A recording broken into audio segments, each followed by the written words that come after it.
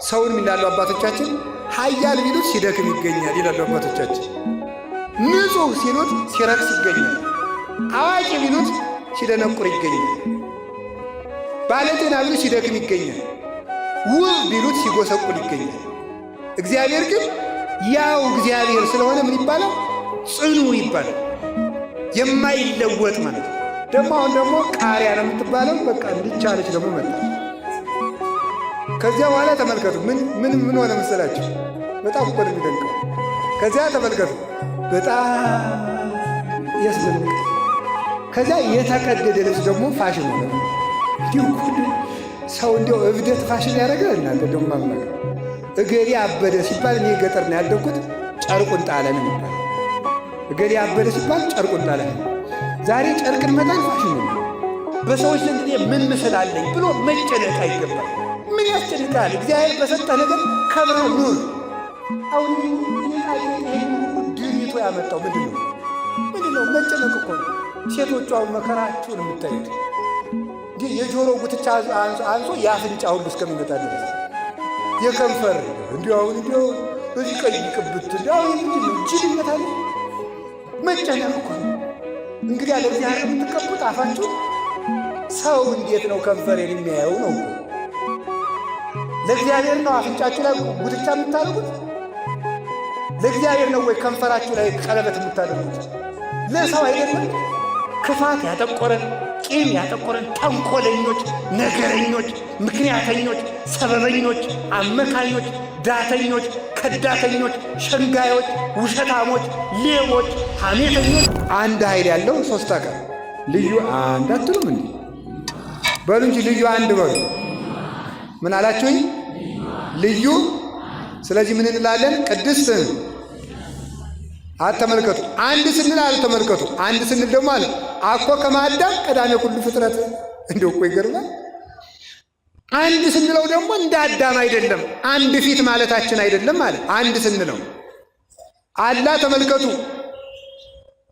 በሰለስቱ ግጻዌ ባህዱ ህላዌ በአንድ ባህሪ ሶስት አካል ነው እንጂ ሶስት ፊት ነው እንጂ ሶስት መልክ ነው እንጂ። በዚህ የተነሳ ምን እንለዋለን እንላለን።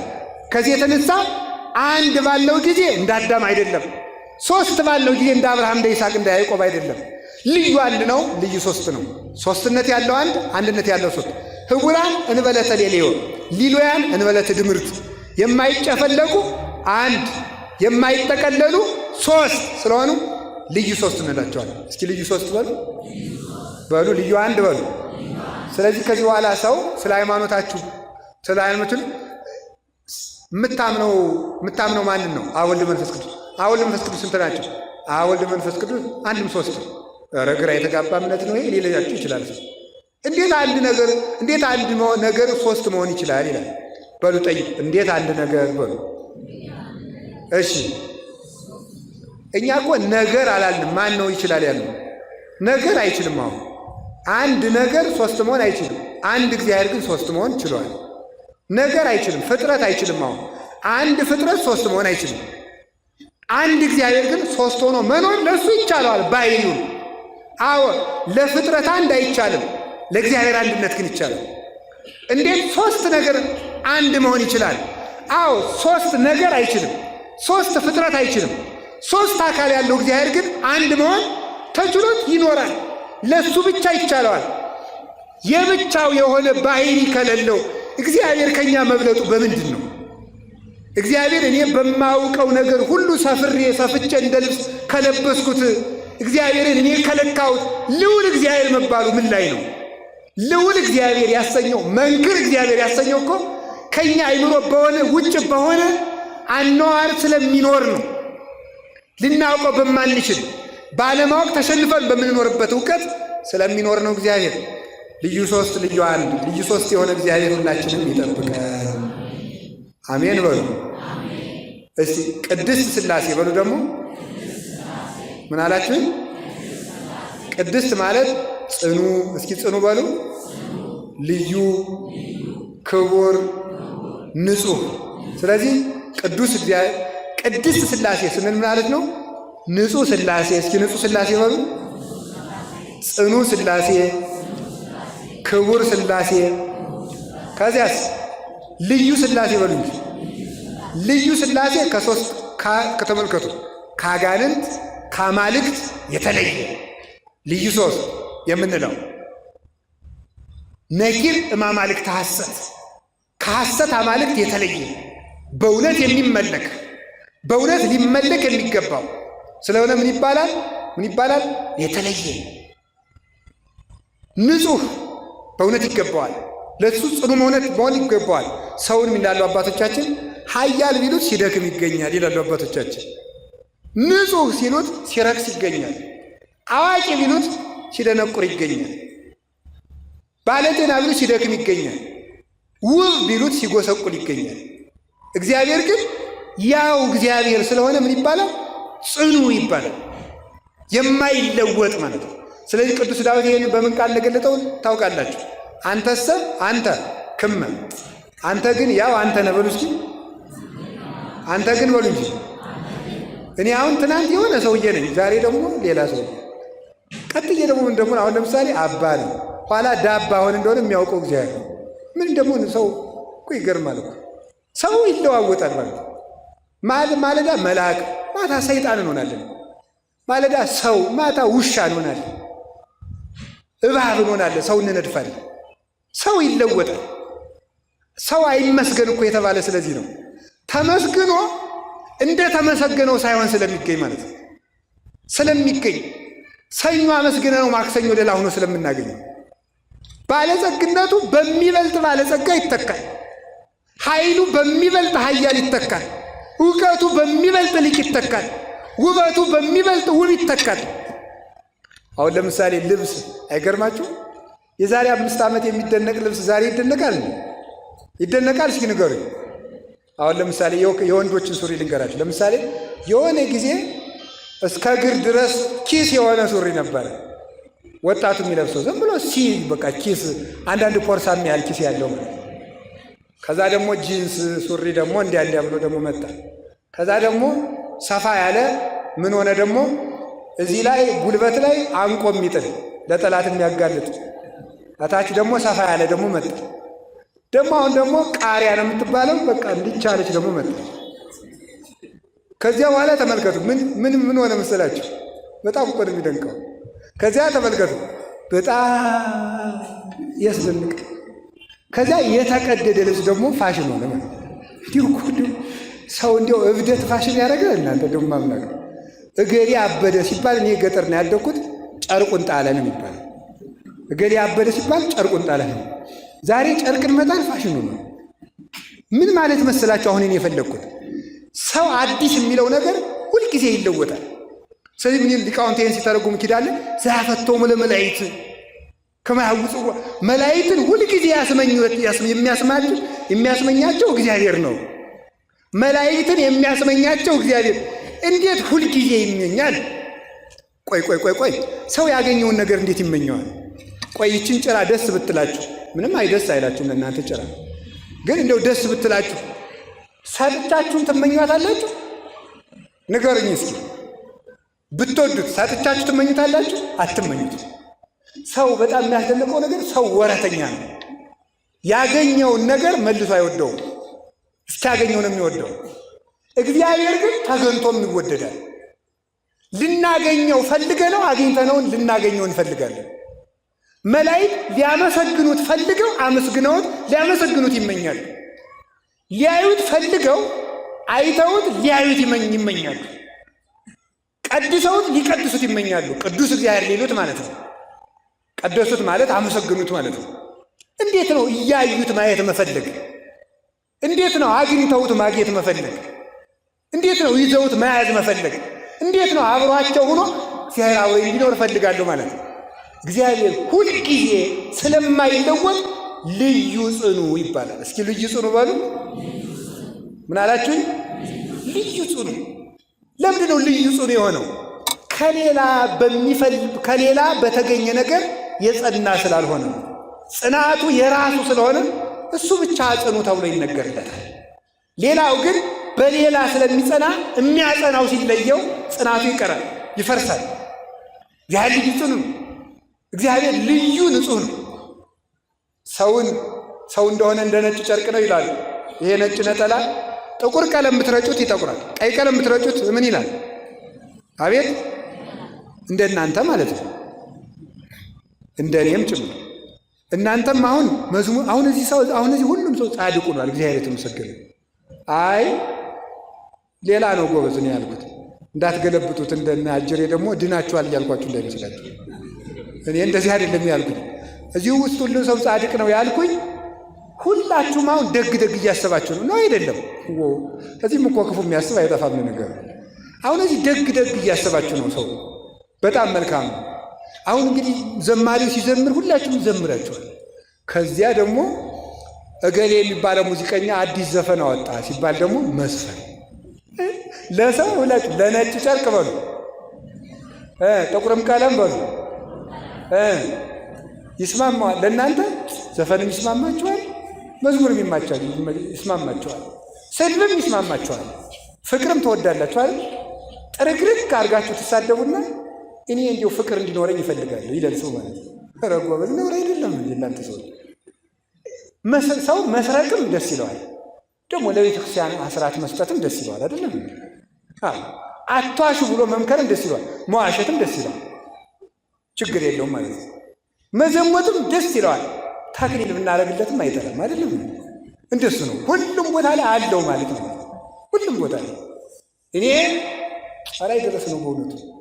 እኔ ይቅርታ አድርጉልኝ፣ ድንግልና የለኝም፣ ተክሊል እንዲደረግልኝ ይፈልጋለሁ፣ ካለዚያ ራሴን አጠፋለሁ ያለ ልጅ አለ ሰሞኑን። አንድ ነገር ነው እንዲቆ ወይ ወላዲታ ለምን ሲባል እናት አባቴ ምን ይለኛል፣ ጎረቤት ምን ይለኛል፣ ሁሉንም እኛ እንፈልገዋለን ማለት ነው። ለእኛ ሁሉም ይስማማል። እግዚአብሔር ግን ባህሉ አይስማማውም።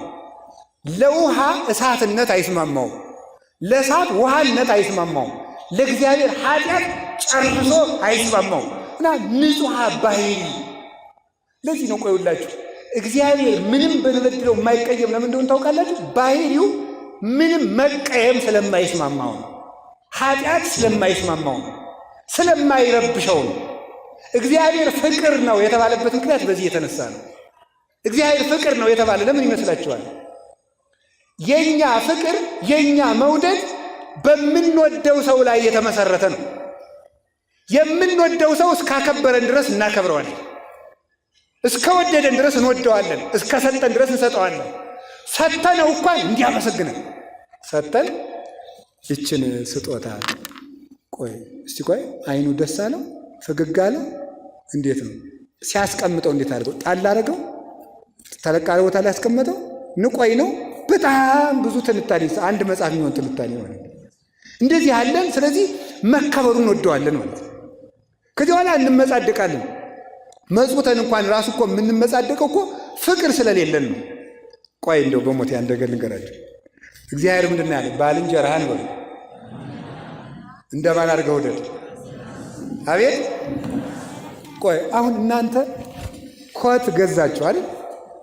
ኮት ገዛችሁ። ለምሳሌ ገብረ ማርያም የሚባል ሰው ነው። እኔ እኮ በጣም ለእኔ ጥሩ ውለታ ዋልኩለት ኮት ገዛው ትላላችሁ ወይ? እስኪ ትላላችሁ ለራሳችሁ? አሁን እኔ አባ ነኝ። እኔ እጅ አንድ ካባ አሰፍቼ አባ በጣም ጥሩ ሰው እኮ ነኝ፣ እንዲሁ በጣም ደግ ነኝ፣ ለእኔ ካባ አሰፋውለት ይባላል እንዲህ?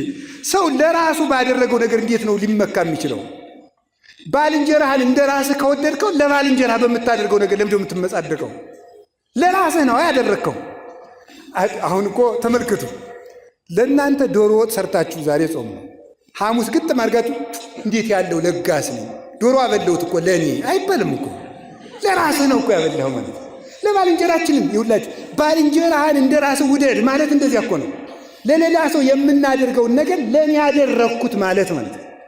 ሰው ለራሱ ባደረገው ነገር አይመካም፣ ለሌላ ባደረገው ነው እንጂ። ስለዚህ ለራስህ አድርጋልና መመካቱን ተው ነው። እግዚአብሔር ፍቅር ነው የሚባለው ለዚህ ነው። ከኛ ምንም ስለማይፈልግ በማንሰጠው ነገር አይታወክም፣ በማንሰጠው ነገር አይበሳጭም። በማንሰጠው ነገር መቀበላችን ይቀራል እንጂ አለመስጠታችን እግዚአብሔርን ሊያበሳጨው አይችልም። እሱ ባህሪው ሰላም ስለሆነ ማለት ነው። አላችሁ የላችሁም? ኋላ ክርስቲያን ይውላችሁ፣ ክርስቲያን በትክክል እግዚአብሔር መምሰል ሲጀምር ምን እንደሚሆን ታውቃላችሁ? ከዓለም ላይ ምን ይለን? ቅዱስ አትናቴዎስን ሰዎች ሄደው እንዲህ አሉ፣ ዓለሙ እኮ ጠላህ አሉት። ዓለሙ ጠላህ ሲሉት እኔ ምን ጨነቀኝ ቀድሜ ጠልቼዋለሁ። አይታወቅም። እናንተ እንኳን እኔና እናንተ ሁለት ሰዎች ጠልተውናል ቢባል ምን አድርጌ ይሆን? በቀደም ድንገት እንትን ሰርቃይተውኝ በጣም እንታወካለን፣ እረፍት እናጣለን። ለምን? ምን መሰረት ነው ራሳችንን ያቆምነው? ከሌላ ሰው በሚሰጠን ነገር ስለሆነ ነው። ሰላም ማለት ከውጭ በሚገኝ ነገር ሳይሆን በራስ ላይ መመስረት ነው። በራስ ላይ መመስረት እኛ ለሌሎች በማድረጋችን እንጂ ሰዎች ለእኛ በሚያደርጉን ነገር ምንም አይነት ትኩረት ከሌለን ሰዎች ምንም እንኳን ቢበድሉን ሳንጣላ መኖር እንችላለን ማለት። አሁን ትዳሩ የሚበጠበጠው በዚህ ምክንያት አይደለም። ይሄንን ሳታደርግልኝ ይሄንን ሳያደርግልኝ ነው የሚባለው። ፍቅር ማለት ግን መስጠት እንጂ መቀበል አይደለም።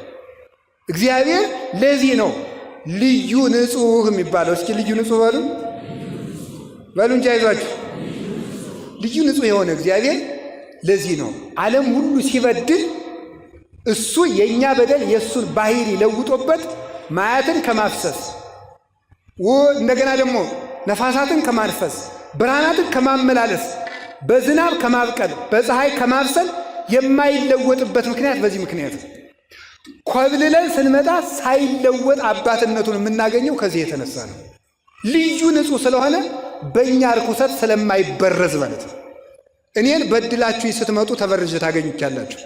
እግዚአብሔርን ግን በድላችሁ ስትመጡ ሳይበረዝ ታገኙታላችሁ። ልዩ አባት ነው። የእኛ በደል የማያደፈርሰው የንጽህና ባህር ነው እግዚአብሔር። ይህንን ነው ቅድስት ሥላሴ የምንለው። አላችሁ የላችሁም? አላችሁን? እግዚአብሔር ከሁላችን እግዚአብሔር ልዩ ክቡር ነው። እስቲ ልዩ ክቡር በሉ። አቤት! እኛ የምንከበረው ባገኘነው ነው። እስቲ ባገኘነው በሉ። አሁን የማይነገር ነገር አይነገርም እንጂ እኮ ብዙ ነገር ብነግራችሁ እንዴት ክቡር እንዳልሆን ማስላችሁ። ይሄ ከኔ ጋር የተፈጠረ ነው አይደለም? ንገሩኝ በሉ እንጂ። እሺ ቀሚሱ እኔ ጋር የተፈጠረ ነው? ቆቡ እኔ ጋር የተፈጠረ ነው? ስለዚህ አባ ከብሮ መታየቱ ከውጭ ባገኘው ነገር ነው። እዚህ ባገኘው ነገር ክቡር መስሎ ይታያል። እግዚአብሔር ግን በባህሪው ከብሮ ይኖራል። በምኑ ከብሮ ይኖራል? ሰው ከሌላ ካልተቀበለ ከብሮ መኖር አይችልም። እግዚአብሔር ግን በባህሪው አሁን በሊቅነቱ ሰው ይከብረ ተምርኸው አብሮ ተፈጥሯል። እውቀት ቅዱስ ጳውሎስ እንዲያ ምን ጥብቀ ዘይነሳ አይቀም ካልከ ከሌላ ያልተቀበልከው ምን አለ? እስኪ በሉ ሁላችሁም በሉ ንገሩኝ እንጂ አይን ተቀብየው በሉ ሁላችሁ ተቀብየው ነው የምትሉ። አይን፣ ጆሮ፣ አፍንጫ፣ በቃ አጠቃላይ አካል፣ ነፍስ በቃ ይሄ ሁሉ ተቀብለ ነው። እውቀቱን ተቀብለው ነው። ሀብቱን ተቀብለው ነው። ጤናውን ተቀብለው ነው። ክብሩን ተቀብለው ነው። ዝናውን ተቀብለው ነው። በቃ ሁሉን ነገር ተቀብለው ነው። የራስህ ባልሆነ ነገር ይውላችሁ ሰው ልመካካላችሁ የራስህ ነገር ካለ ኩራ ብለን እንመልስለታለን። አለ አይደል? ነፍስና ስጋ እንኳን ያንተ አይደለም። ቀድሞ በፍጥረት የእግዚአብሔር ነው። ኋላ ደግሞ ክርስቶስ ደም ከፍሎበታልና የራስህ ነፍስ አለህን? የራስህ ስጋ አለህን? የለም። ስለምን እንዲህ አደረኩ ብለህ ትመጻደቃለህ? ብትሰግድ እግዚአብሔር በሰጠህ ጉልበት አይደለም? ብትናገር እግዚአብሔር በሰጠህ አንደበት አይደለም? ምን ያንተ የሆነ ነገር አለ? እንዲህ ያለውን ትምክህት እግዚአብሔር ያርቅልን። የራሳችን ነገር መዘርዘር ስለ ራሳችን በእውነቱ በማሰብ በመጨነቅ ጊዜያችን የምናሳልፈው ሰው ምን ሊሆኑ፣ ሰው ስለ እኔ ምን አስቦ ይሆን፣ ሰው እኔን ይወደኛል ይጠላኛል፣ እንዴት ያለው ሰው ነኝ፣ ሰዎች ስለ እኔ ምንድን ነው የሚያስቡት፣ በሰዎች ዘንድ እኔ ምን ምስል አለኝ ብሎ መጨነቅ አይገባል። ምን ያስጨንቃል? እግዚአብሔር በሰጠህ ነገር ከብረህ ኑር። አሁን ይህን ሁሉ ድሪቶ ያመጣው ምንድን ነው? መጨነቅ እኮ ነው። ሴቶቹ አሁን መከራችሁን የምታዩት እንዲህ የጆሮ ጉትቻ አንሶ የአፍንጫ ሁሉ እስከሚመጣ ድረስ የከንፈር እንዲሁ በዚህ ቀይ ቅብት አሁን ምንድን ነው? ጅልነት አለ። መጨነቅ እኮ ነው። እንግዲህ ያለ እግዚአብሔር የምትቀቡት አፋችሁን። ሰው እንዴት ነው ከንፈሬን የሚያየው ነው እኮ። ለእግዚአብሔር ነው አፍንጫችሁ ላይ ጉትቻ የምታደርጉት? ለእግዚአብሔር ነው ወይ ከንፈራችሁ ላይ ቀለበት የምታደርጉት? ለሰው አይደለም። ለእግዚአብሔር ተጨንቆ መኖር ይገባል። በእግዚአብሔር ፊት ስላለን ውበት በሰው ፊት እንዲህ ያለን ደምቀን በእግዚአብሔር ፊት ከቁራ የጠቆርን አይደለምን? ክፋት ያጠቆረን፣ ቂም ያጠቆረን፣ ተንኮለኞች፣ ነገረኞች፣ ምክንያተኞች፣ ሰበበኞች፣ አመካኞች፣ ዳተኞች፣ ከዳተኞች፣ ሸንጋዮች፣ ውሸታሞች፣ ሌቦች፣ ሐሜተኞች ነን። ይህንን ክደው አንችልም። በዚህ ጠቁረን እንዴ ገርማ የሆነ ሰው አሁን ነጭ ካባ አድርጎ የግራውን ካባ ግጣም አድርጎ ጭቃ ቀብቶ በቀኙ ደግሞ ሽቱ በደንብ አድርጎ ተረጭቶ ጀለል እያለ የሚመጣው ምን ትልታል? የሰውዬ ዘመድ የለውም እንዴ ትላላችሁ አይደል? የሚመክር የለውም ወይ? አንድኛ እኮ ነፍሳችን እንዲሁ ነው ጨልሞ እላይኛው ስላለው ነገር ጭንቅ ብሎ ተጨንቀን ተጠበን። እስቲ አሁን እንግዲህ እስኪ የተደረገውን ይህን ምንጣፍ አስቡ። ነፍሴ ግን ምን አይነት ምንጣፍ ላይ ትቀመጥ ይሆን ብለን አስበን እናውቃለን? የሁሉ ምንጣፍ የተነጠፈለት አሁን ተነጠፈ። ይሄ በእርግጥ ለእግዚአብሔር ክብር ነው፣ ለጉባኤ ክብር ነው። በእርግጥ ደግሞ መቼስ ለእኛ መስደቢያ አይደለም የሆናችሁ። የምትሰበኩትን ስብከት እኮ ለመሳደቢያ ነው የምትጠቀሙ። አንዱ ሰባኪ የሰማችሁትን ስብከት ለሌላ ሰባኪ መሳደቢያ ነው የምታደርጉት። ችግሩ ይሄ ነው። ወንበሩ የተነጠፈ ለክህነት ክብር ነው እንጂ ለአባ አይደለም። በዚያውም እንድታውቁት ነው። ግን እንደው አሁን እኛ እንምጣለ ይሄንን ተውት። እቤቷችሁ ላይ አንድ ሰው መጀመሪያ ሊያገባ ሲል በተለይ የከተማ ሰው የሚያሟላቸው ነገሮች ውስጥ አንዱ ሶፋ ነው። አይደለም እንዴ? ላጤም ቢሆን ቢያንስ የሶፋ መግዣ ሳይኖረኝ ነው የሚለው ሊያገባ ሲል ማለት። ስለ ነፍስ ሶፋ አስበህ ታውቃለህ? ይህ ስለኛው መጎለቻ ነው የሚታወቀው። ነፍስ እንዴት ያለ የሚቆረቁር ገሃነም ላይ እንደምትወረወር አስበን እናውቃለን? ስለ ነፍሳችን አልጋ አስበን እናውቃለን? ስለ ነፍሳችን መጋረጃ በብርሃን መጋረጃ ተጋርዳ እንድትኖር የሚያደርጋትን ስራ ሰራን። በጨለማ መጋረጃ ተጋርዳ እለይታከዩ የማይደክሙ አጋንንት ከሚገርፋት ቦታ ውስጥ እንደምትኖር አስበን እናውቃለን? ያንስ ዛሬ ሊሆን እንደሚችል አስበን ታውቃለን? የሰው ልጅ ባልጠረጠራችሁት ጊዜ ይመጣል ተብሎ ተጽፏል እኮ። ዛሬ ማታስ እንድንሆን እንወሰን ነው በምን እናውቃለን? እና ወገኖቼ ከሌላ ያገኘነው ነገር እንጂ የራሳችን ነገር ስለሌለን መመካቱን ትምክቱን በእውነቱ እግዚአብሔር ያርቅልን። እንደ ትዕቢት ያለ እንደ ኩራት ሰው በሕይወት ዘመኑ ወደ ላይም ራሱን ማነጻጸር አይገባው፣ ወደ ታችም ራሱን ማነጻጸር አይገባው። ወደ ላይ በሞቱ ከዚህ ዘመን መነኩሴ ማን ያልሻል ብላችሁ አታውቁም? እውነቴን ነው ብላችሁ አታውቁም? ይሻላል። እንዲያው ከነሱ አለመመንኮስ ይሻላል። በምንድን ነው የምትሻሉት? እንዲያው መነኩሴ እኮ ሰኞ ቢስት ማክሰኞ ደግሞ ያለቅሳል። እንዲያው በምን ትሻላላችሁ? በምንም አትሻሉ። አንድ መነኩሴ ምን ይላል? እንዲያው በዘኮነ ኮዊ ነው ይሄይስ መነኩሴ ይላል። እንዲያው ምንም በላይ እንዲያው መነኩሴ ይሻለኛል ያለ እነታቸው ነው። እኔም መነኩሴ ስለሆንኩ መነኩሴን አላጣጥልም። ስለዚህ ምንድን ነው ወደ ላይ አሁንማ ከጳጳሳት ሁሉ እኩል መሆን ጀምራቸዋል እኮ። ከፓትርያርኩም ማነጻጸር ጀማምራቸዋል እኮ ማለት ነው። ማነጻጸር ደግሞ ጭራሽ ከመቤታችንም ያነጻጽሩ አሉ። ማርያም እንዲህ ነበር የምታደርገው እኛም ይላል ደግሞ። ወይ ጥጋ ምን አለ በእውነቱም አፍ አይከለከል ነገ በሞት ይከለከላል እንጂ። ስለዚህ ራሳችን ማነጻጸር ሙልጭ አድርገን መሳደብ የስድብ ሰማዕታት እኮ ነን እኛው። እዚህ የስድብ አክሊል ልትቀበል የስድብ አክሊል ሊያቀዳጅ ክርስቶስ ተሳድበን ይልቁንስ ስድቡን ተውና ስራ ብትሰሩ ይሻላቸዋል። መድኃኔ ዓለምን ሊያሳልፍ ሲመጣ ምን ስራ ሰራህልኝ ነው እንጂ ጎሸኔ ልጅ ሊቀ ጳጳሱን አጥረገረክልኝ ብሎ ሊሸልም መስሏል። በስድብ አክሊል ልትቀዳጁ ነው። ስለዚህ ኩራታችን ትተን ወደ ላይ ራሳችን እንዲያነጻጸር ብድግ ብሎ አሁን ከዳተኛ ትውልድ ተነስቶ አይደለም። ጳጳሳቱ በሙሉ ወድቀዋል፣ መነኮሳቱ ወድቀዋል፣ በርኩሰት ተይዘዋል፣ አጋንንት አለባቸው፣ የ666 ተከታይ ናቸው። ስለዚህ በቃ እኛ የተሻለ ትውልድንን ከዚህ ትዕቢት እግዚአብሔር ይሰውረን። እንዲሁን የማምላክ መቁጠሪያ ሲቆጥሩ ሲያለቅሱ ኖረው ከገዳም ስንት ዓመት ተፈትነው የመነኩሴን የወሩን ፈተና እንኳን እንዲሁ እኔ ባቀመሰልኝ እግዚአብሔር ለእናንተ የአንድ ወሩን ፈተና ባቀመሳችሁ አብዳችሁ ነበር የምትሄዱት። ልብሱን ካለበሳችሁ ሰይጣን የእኛን ፈተና አይፈትናችሁ። በምን ታውቁታላችሁ? እነዚህ ሊቃነ ጳጳሳት እኮ ስንት ዓመት ተፈትነው ነው። እኔ ጳጳሳት ልከውኝ እንደምናገር እንዳይመስላችሁ፣ እውነቴን ነው። ነገ የሚፈረድብንን ነገር ነው የሚነግራችሁ። እንዲሁ ምን አለ እኔ ክፉ ነኝ ማለት እንጀምር እስቲ። ሁላችሁ እኔ ክፉ ነኝ በሉ። እኔ ክፉ ነኝ ካልን ቅዱስ ጳውሎስ እንዲህ አለ፣ ለመኮነነ ርዕሰነ እሚተኮነነ፣ በራሳችን ላይ ብንፈርድ ባልተፈረድብን ነበር ብሎ እንደተናገረ። እንግዲህ በመጨረሻ ስናገር ልዩ ንጹሕ እግዚአብሔር ነውና ሰው ሲወድቅ ሲነሳ ነውና ልዩ ንጹሕ ማን ነው በሉ ንገሩኝ፣ በሉ እንጂ ጳጳሳቱ ወድቀዋል፣ ካህናቱ ረክሰዋል፣ ስለዚህ ከቤተ ክርስቲያን ውጡ የሚል ቡድን አሁን ተያይዟል። የመንደር ተኩላ ከክርስቶስ ሥጋና ደም አውጥቶ በየመንደሩ ዳቦ እያስቆረሰ ቀይ ቢጫ አረንጓዴ ባንዲራ እያሳቀለ የኢትዮጵያ ትንሣኤ ተቃርቧል የሚል የመንደር አውደልዳይ በስቷል። አሁን እኛስ ቢሆን ጳጳሳት አይሰናከሉም ብለናል። ዲያቆኑ ሲጸልይ ምንድን ነው ያለ? መሐሮሙ እግዚኦ ወተሳሃሎሙ ለሊቃነ ጳጳሳት። ደግነቱ እናንተ እንግሊዘኛ እንጂ ግዛ አሰሙ። ቅዳሴው ላይ ምንድን ነው የሚለው? አቤቱ ሊቃነ ጳጳሳቱን ማራቸው። እስኪ በሉ ሊቃነ ጳጳሳቱ ምን በላቸው ነው ያለ? ማራቸው። ስለሚበድሉ እኮ ነው ማራቸው የተባለ። ድሮ ስላይበድሉ ነው እንዴ?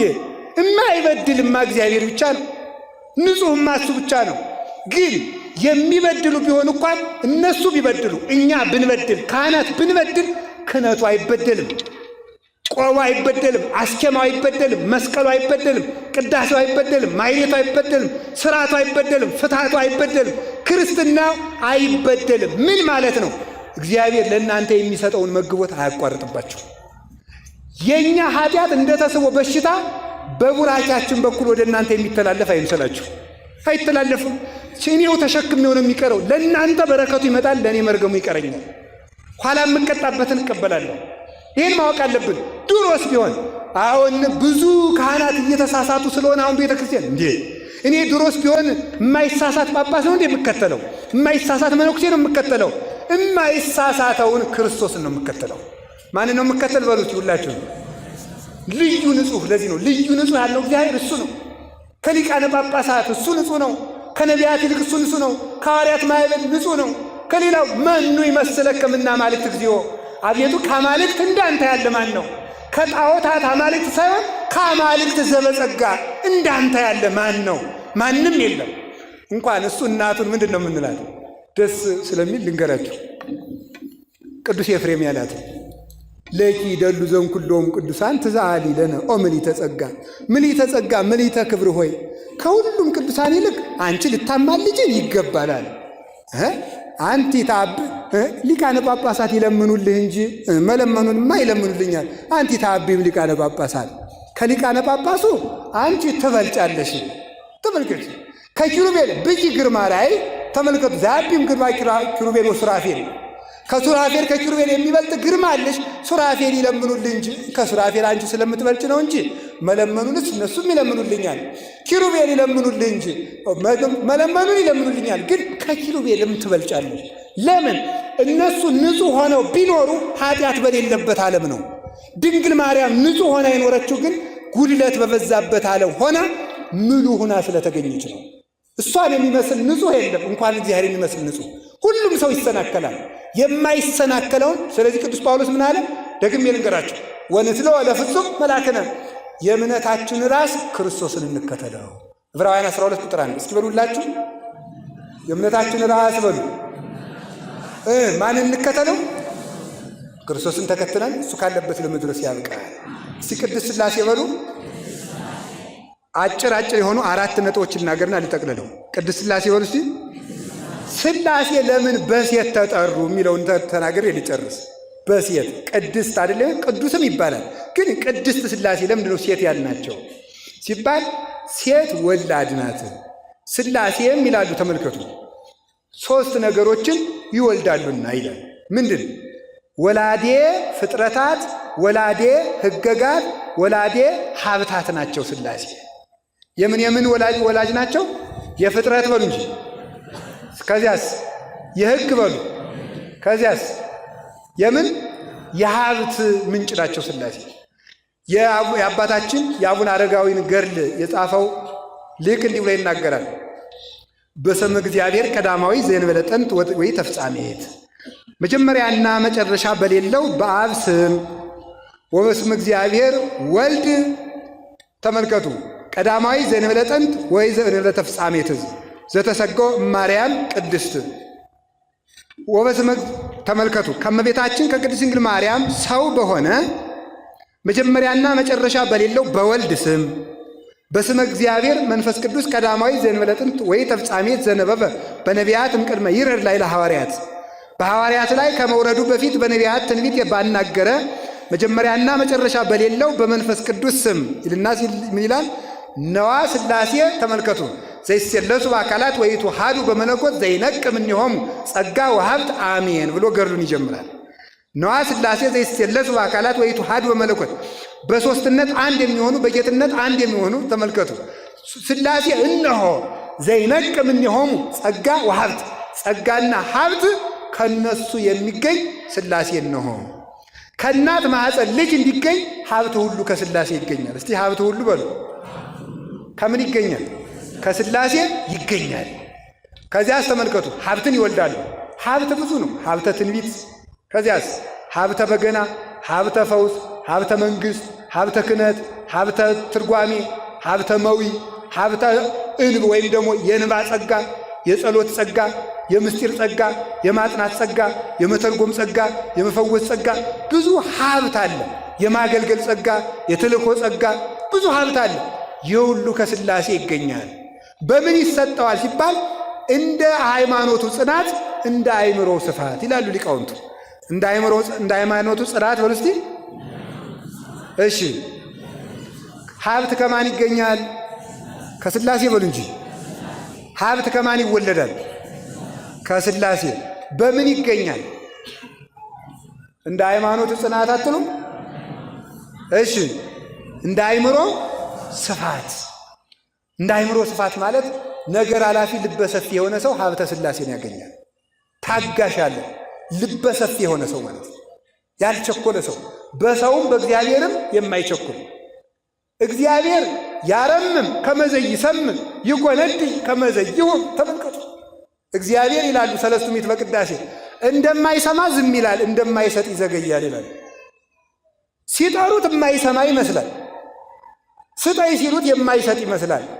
በዚህ ትዕግስቱ ቸኩሎ እግዚአብሔር ትቶኛል ያላለ ሰው የሃይማኖት ጽናት አለው። የለፋበትን ማጨዱ አይቀርም ማለት ነው። ይሄ ነው እንደ ሃይማኖቱ ጽናት። ቸኩለን ስለወሰን ነው የፈለግነውን ያላገኘ ነው። የፈለግነውን ባናገኝ ከታገስን ግን ያስፈለገንን ማግኘታችን አይቀርም ካልቸኮልን በስተቀር።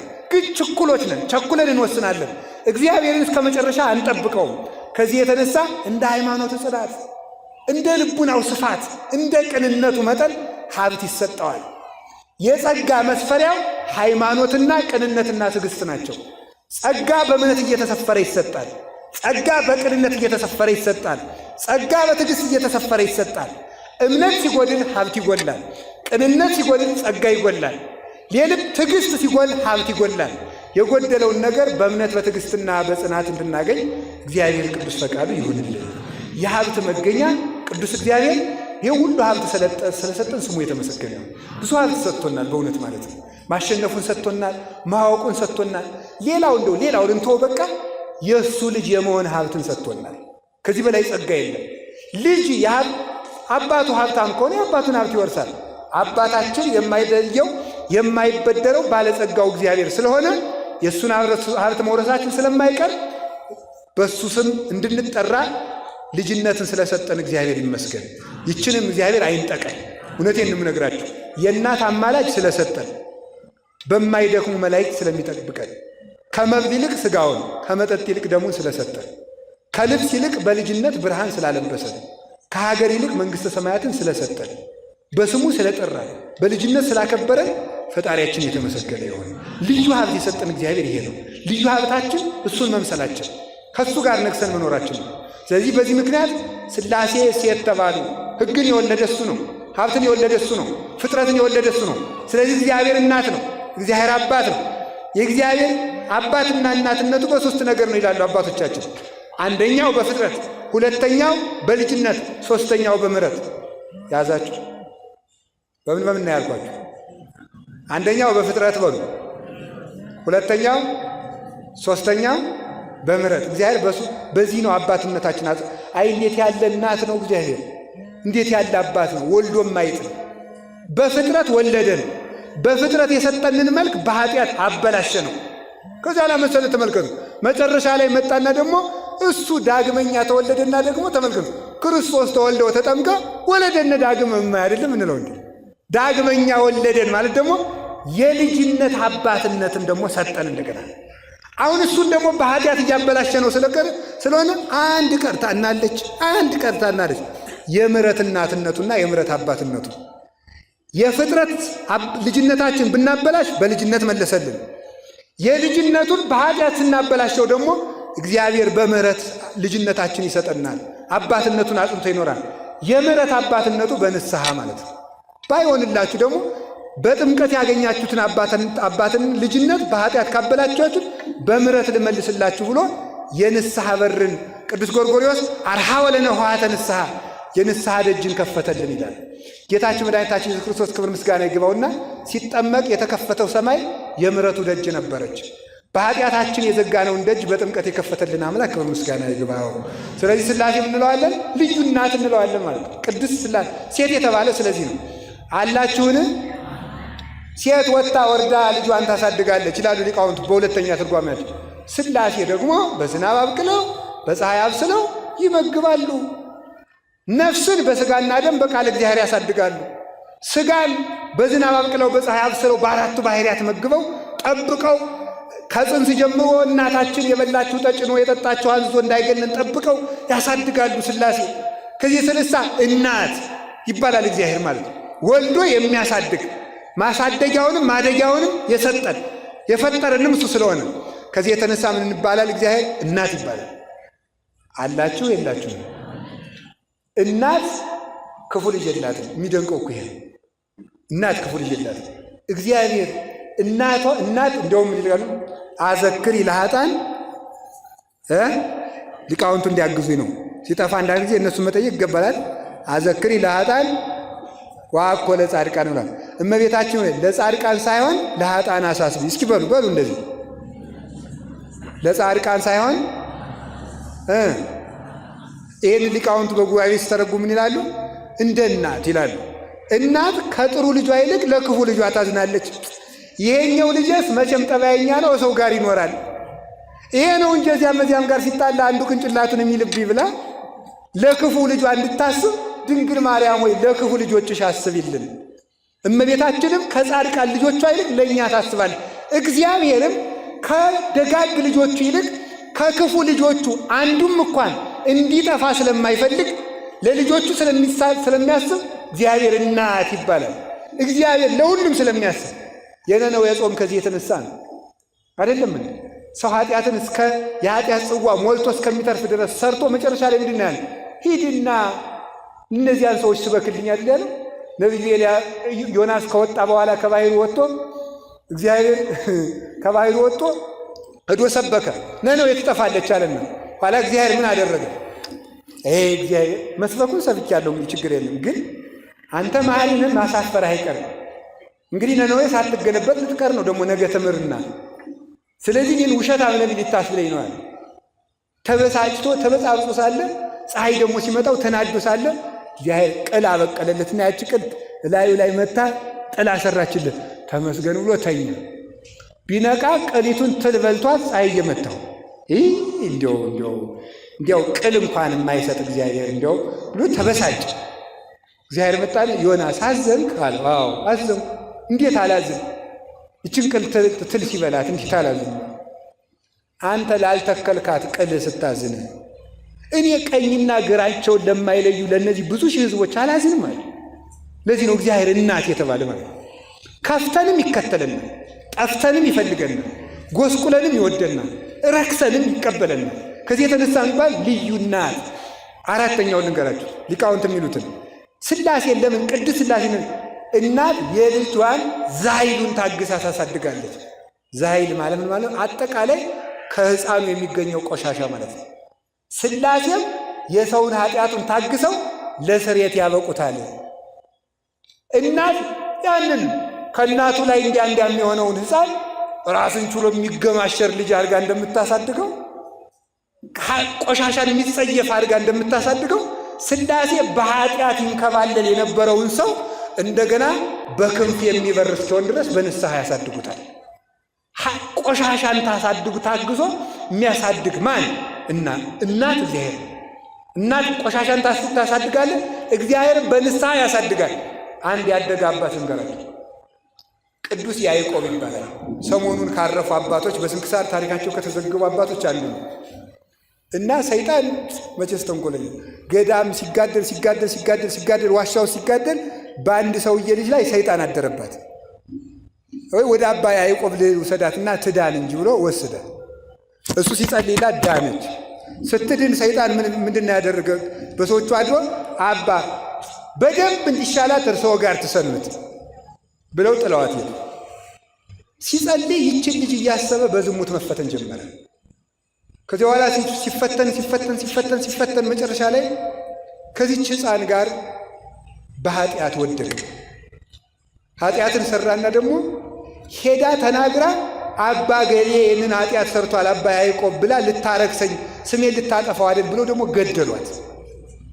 የበደል ማለት ይህንን አድርጎ ሲያበቃ ተስፋ ቆርጦ እኔ እንግዲህ የዘሞትኩ ቆቤን የጣልኩ ሰው ነፍስ የገደልኩ ሰው ምን መነኩሴ ነኝ? ቆቤን አውልቄ በከተማ ልኑር ብሎ ወደ ከተማ ሄደ። እግዚአብሔር ቸር አይደል? በጥንክርናችን ዘመን ያደረግነውን መልካም ነገር በድካማችን ጊዜ ያስብልናል። ከዛ በኋላ ያንን ድካሙን ከንቱ አላስቀረበትም። አሰበለትና ሌላ ቅዱስ አባት ላከለት። ወዴት እየሄድክ ነው? ተስፋ ቆርጬ ወደ ዓለም እየሄድኩ እንዲሁኝ በል ተመለስና ንስሐ ግባ እግዚአብሔር ይምርሃል አለ። 30 ዓመት ራሱን ከተቆረቆረ ግንድ አስገብቶ አስሮ አለቀሰ። 30 ዓመት ሁሉ አልቅሶ ምንም ነው እውነት እግዚአብሔር ምሮኝ ሆነ ወይ?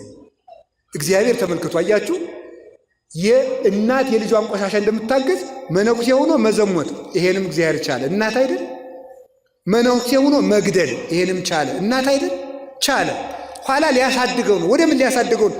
እስከ የት እንዳሳደገውማ ላሳያችሁ። ወሰደና ምን አደረገው መሰላችሁ? እዚያ ሲያለቅስ እውነት ግን እግዚአብሔር ይቅር ብሎኝ ይሆን ሲል እግዚአብሔር ድርቅ አመጣ። በዚያች ሀገር መከራ መልካም ነገርን ይዞ ይመጣል የሚባለው ለዚህ ድርቅን አመጣ።